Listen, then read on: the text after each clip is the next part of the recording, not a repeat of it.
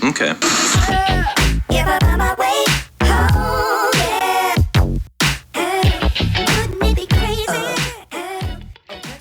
Alright, so I'm kind of adding on to an update video I think I might have already shot about a month or so ago. I just haven't edited it yet, and of course I've been busy with a ton of other things. Plus, lucky me, I had an issue with my phone. I lost a bunch of the pictures that I had taken of the progress I was doing, so I'm a little peeved about that.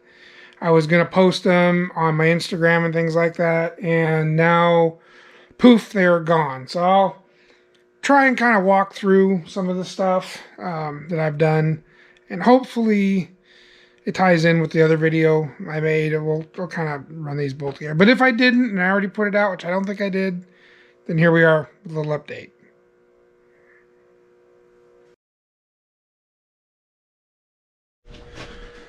So I think in the realm of shorts, I think I left off with success with the trunk lid, which I'll show you in a minute. It decided to start working. It should work now anyways. Much better.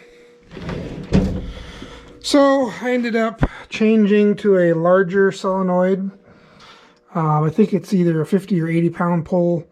It did require an upsize in the wire and then a ground wire.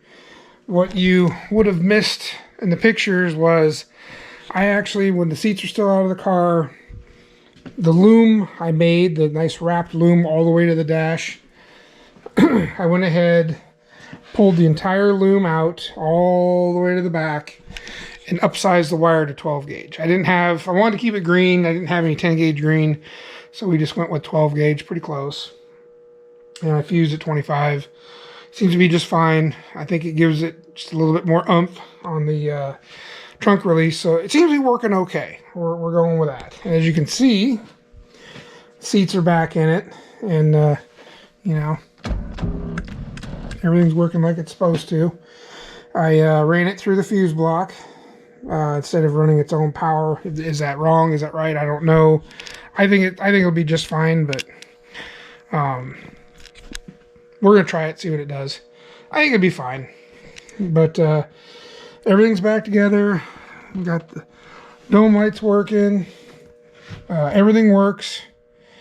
The other thing. Oh. So y'all remember when I was asking questions about the brake pedal? I wanted to change the ratio of it, plus raise the pedal up just a little bit. And nice this thing shuts. Oops. Shuts good. So I took it for a drive, which I had pictures of me washing it, had pictures of it outside, I had pictures of it back out of the shop. Technology sucks, man, I'm telling you. Just for it to be gone in the blink of an eye like that. But anyways, I had all these pictures I was going to share with y'all, and little video clips and stuff, all gone. Anyways, I was able to take this for a drive, and it did pretty well. It didn't seem like it had a whole lot of get up and go like I thought it should have. It rode nice. Where was I going? I lost my train of thought, just derailed. It did well for its first drive out. Now you can see that I have the carburetors taken off of it, and I have the spark plugs out. It didn't run the greatest. I took my mom out, and I think I did recover the video with her and I riding in it. So I do have that, and I was going to post that too. And I did make a short, which you'll probably be seeing the short before I post this video. It doesn't have anything but music playing. It's just a, still something fun. So anyways, it did well. It shifted and rode just fine. Everything worked. Headlights, taillights, brake, everything worked like it was supposed to. Car ran good. I thought it could run a little bit better than it did. It didn't seem like it had quite enough get up and go. Now, one thing with the brakes is it took a lot of foot pressure, at least a lot more than I thought, for boosted brakes. So what I did was I changed the pedal ratio by drilling a hole. It would have been further up, I think. Is that how that worked? If you're interested, let me know, and I'll get my notes out. But I changed the pedal ratio. I increased the ratio, if I remember right. it's more or less the same ratio as a manual brake pedal originally would have been. Because this has a pedal out of probably the Lincoln or another car. It's not the stock pedal. But the ratio was the right ratio for what it was removed from, but it was not the same ratio as this would have been with a manual brake. So I basically just readjusted it. I changed the hole in the pedal where the rod from the booster comes into the pedal. And I adjusted that ratio to almost put it back to where this would have been with a stock pedal. And I think it did a lot better. I didn't notice nearly as much foot pressure required. Yeah, so I thought the brakes were a lot better. I did notice that this thing wasn't real happy charging at idle. With the new alternator, because I put a new alternator on it thinking I had a bad diode on the other one, which I don't think there was anything wrong with that alternator, but, you know, good old Napa, yeah, we got a tester, but it's broke. I mean, I tested it with mine, but mine doesn't have any way of testing the diodes, or at least the way I know. They have a diode tester on their machine, and of course, it was broke. I'm like, great. So, being Mom's car and everything, I said, screw it. I just grabbed the one they had there. What I'm going to do is I'm going to put this smaller pulley on. This will cause the alternator to spin a little bit faster, because I noticed once I gave it just a little bit of gas, just a little more RPM, it picked the charging up a little bit better, comfortable zone with the electric fan running. That was my big worry, is the electric fan could drain the battery if it dips down below 12. So if I can just keep it up in the upper 12s or low 13s, I'd be fine with that. Because she might take it in a couple parades, or I don't know what she's going to do with it, whatever she wants to do. But I know with my truck, when I had it idling in a couple cruises, I ended up with a dead battery in my 56 because it wouldn't charge it. And I have an electric fan on mine, dual electric fans on mine, and it chewed that battery right up. So, anyways, we got a nice bath. You can see the interior now complete as it should be. My mom got in here and she cleaned out the dust and stuff off the top of the dash and things like that, and it's got it all put back together.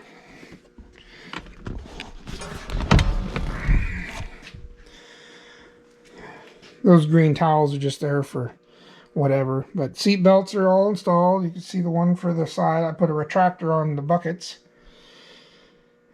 so it's got seat belts all the way around. And everything works. Everything works. Even the clock, if you want to wind it up, it'll work. It's not an electric, it's a wind up. But yeah, everything's back together 100%. Like I said, everything seemed to be fine. Horn works. There's the seat belts here for this guy, and yeah, I'm trying to remember where I left off and everything I did, but I guess it's irrelevant. I don't have any pictures to share. Oh, I changed the antenna too. I didn't really care for that weird aftermarket looking one, so I did pick her up an antenna because the original one looks nicer, and I know it's really a stupid detail, but whatever. Yeah, I was happy with it. It drove well. When I went to put fuel in it, it started stuttering and not wanting to run and just running garbagey, and I thought, oh, maybe I just stirred up some trash in the tank. Well, that's possible. I might not have gotten everything out, all the ethanol stuff out. I was running non-ethanol in it a little bit, but not in the very beginning. My dad, I'm sure, was running ethanol fuel in it because he's just cheap. So what I need to do, the carburetor did have a little bit of trash in it. The power valve was frozen, and there was one other thing I found. It's missing the dash pot too, which I thought was real strange. I think it's a pull off for the choke of some sort. The car's just a 2-barrel, so I went ahead and rebuilt the carburetor, which there's probably a short of it on my Instagram being disassembled and thrown in the dip tank. But yeah, there's supposed to be a little, it takes vacuum off of here, and there's a little dash pot that pulls the choke off, and I'm not sure why this one does not have that, why it's not here. Good question. I don't know. But there's a few settings on here that were not correct. So I went ahead and fixed them, and I think it'll be all right. I think it's going to run a lot better. Carburetor had some gunge in it. There's a little bit of trash at the bottom, and I don't know how long that fuel filter had been on there. So that should fix that. And these plugs, although they're not horrid, they're not the greatest either. And this is the order they're in too. You can see the outsides and then the insides. So obviously getting a little bit rich in the middle, a little oily maybe. This one here, same order.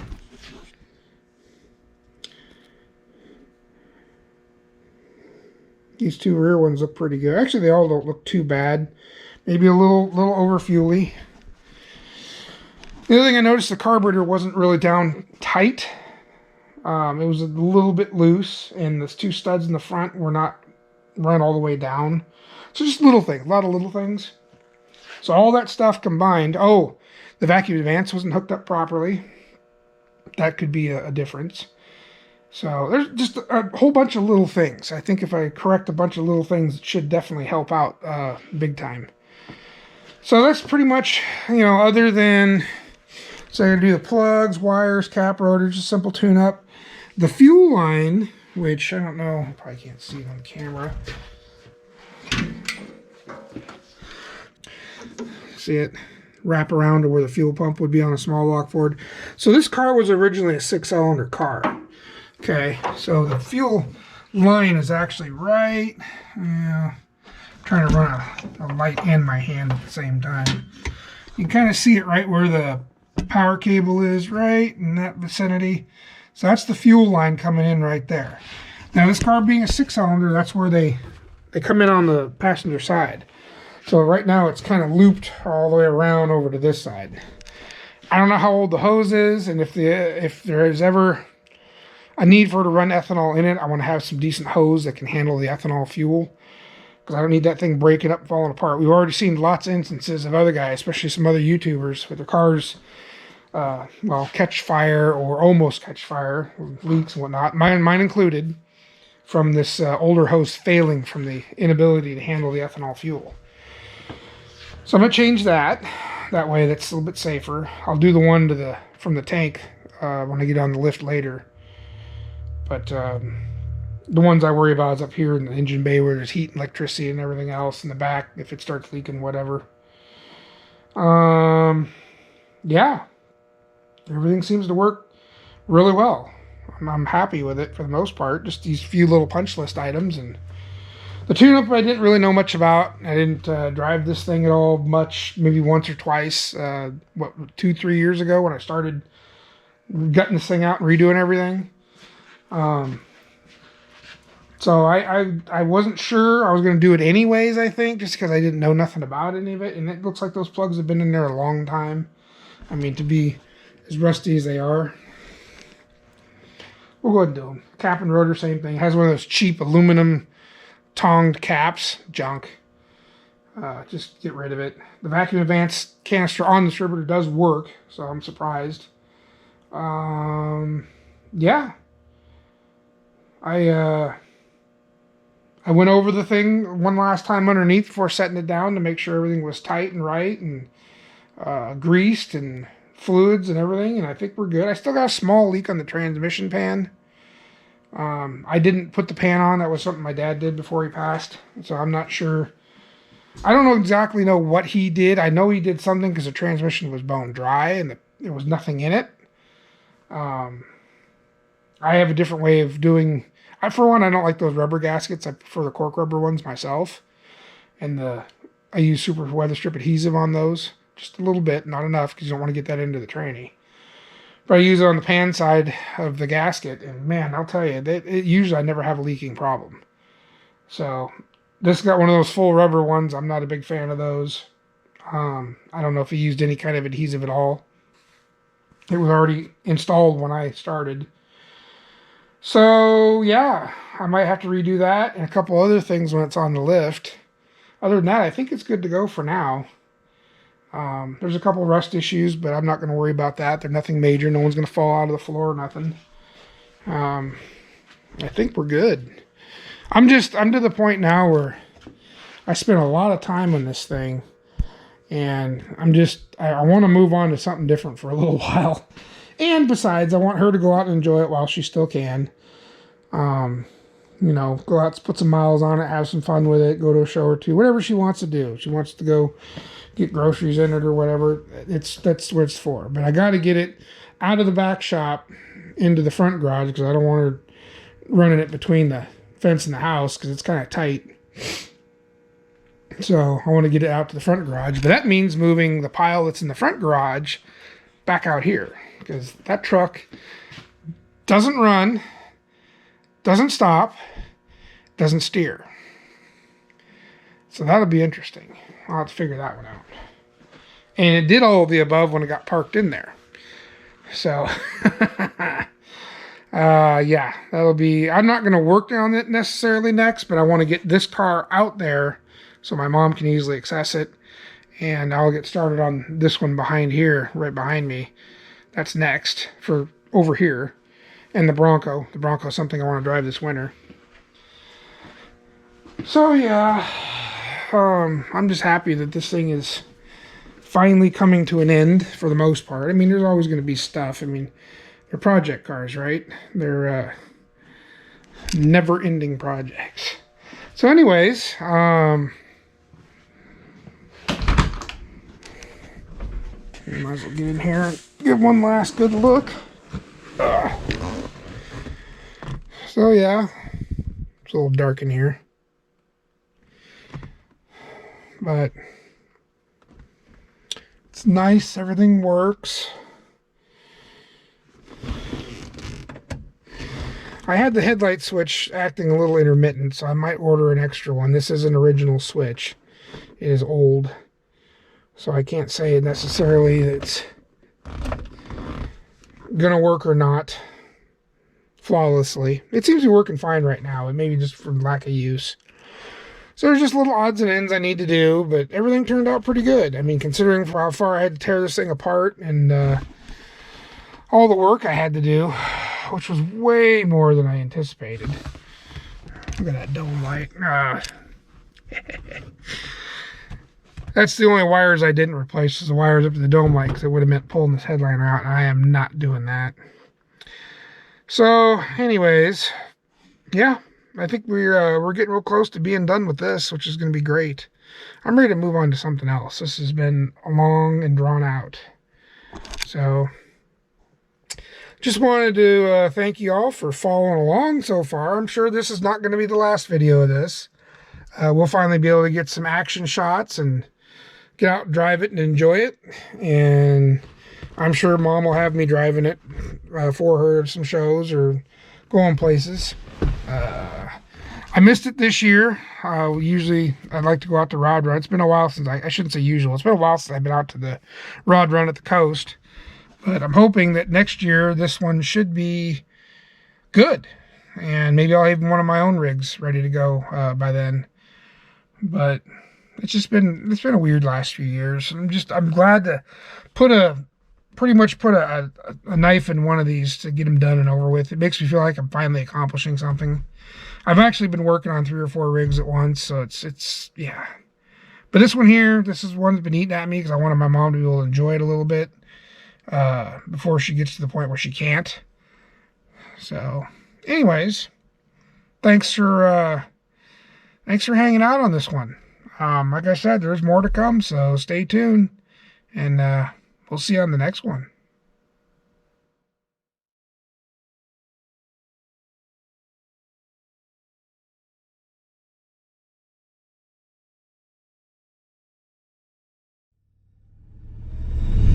Yeehaw!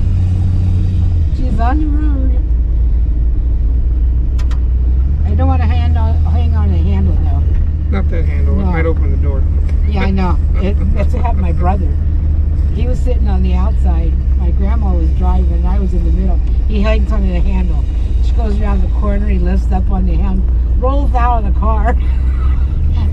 She started screaming. She thought she ran over. It was bad. He was fine.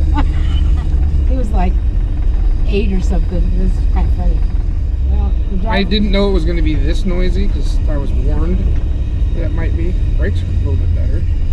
Driving along, it's like a log wagon. Well, I was worried because it took a lot of brake pressure last time. I think when I changed the ratio on the pedal, it kind of helped a little bit. Ah. I'm a little happier with it. I hate these bumps. Well, nothing scraping.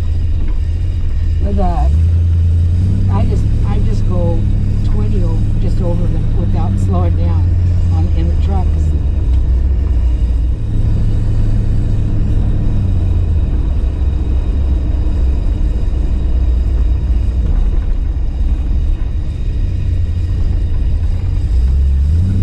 Yeah, I don't know what you put in there to quiet that down. You turn the radio up. I just can't turn the radio on with Oh, no, I recording. meant the noise of the steering.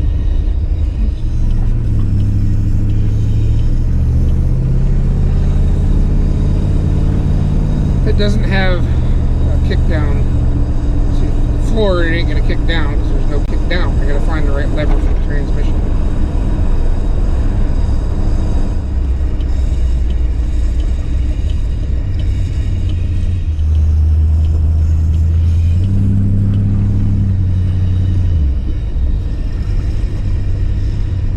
Brakes feel a little bit better.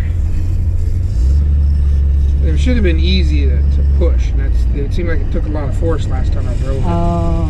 I changed the ratio of it and gave it more height.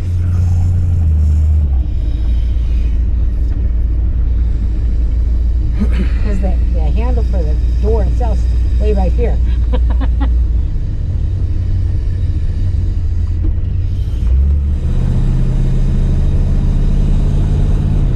Friday night cruise. It's not overheating. As long as all the gadgets are working, buddy. Well, the fan didn't come on like I wanted it to right away, but maybe I couldn't remember where it's at on the temperature gauge, because the gauge is just, it doesn't say anything. There's no number, so it's just, there's a spot on the gauge where you know it, where it kind of rides at, and then you just make note of that. Yeah. And it's right ahead of the M. Okay. It's right in front of the M. Uh-huh. So that's where it stays normally, like on a day like today. That's just where it is. Okay. That could be 180.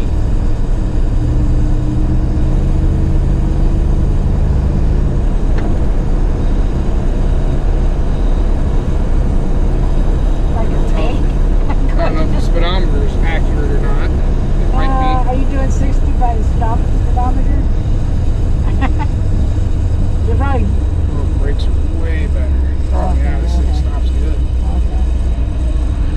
But what were you pegging there? 60? According to the speedometer? Yes. It's probably, you're probably doing 50. Or something like that.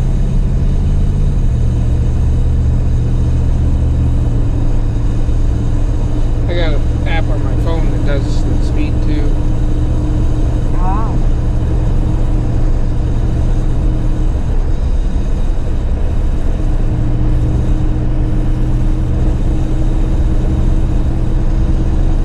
Right, good. Yeah, it always tends. I remember when Dad and I commented on that on the way we were going out east on 14. He says, damn, this is a little comfy little ride. I said, yeah, it's nice.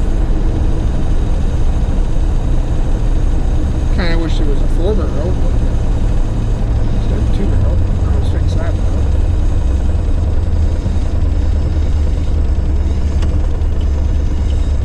Signals at work. Yeah, at least you can see them on the inside.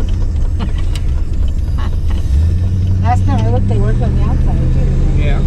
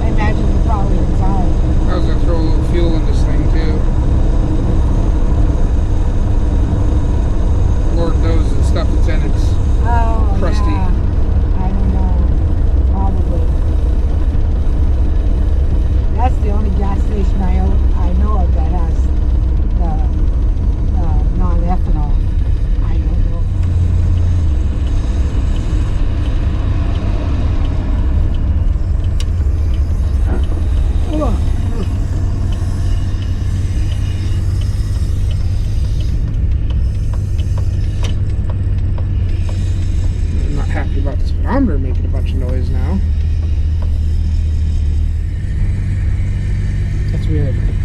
I'm watching you drive here and you're sitting there. Wild world of technology. Oh, my cable sounds like crap. Yeah. What is that? The steering thing that's making? No, it's speedometer cable. That's not very nice. Well, I can try and put some grease on it or something. It might help. I hate going left out of here. I really shouldn't. Can't see. Oh. Yeah, after this one is well, he's slowing down. I don't know. I just can't tell what lane they're going into. Go ahead. Just pick your lane. Yeah, fucking thing. We got a tank. They just move them off the road. Oh, it doesn't know what to do with the non-ethanol. It's gurgling in there. Well, that's one of the things I gotta do is run it. Well, it ain't running very good at all now. That's the problem, is it has been driven hardly at all. Yep, that's one of the problems.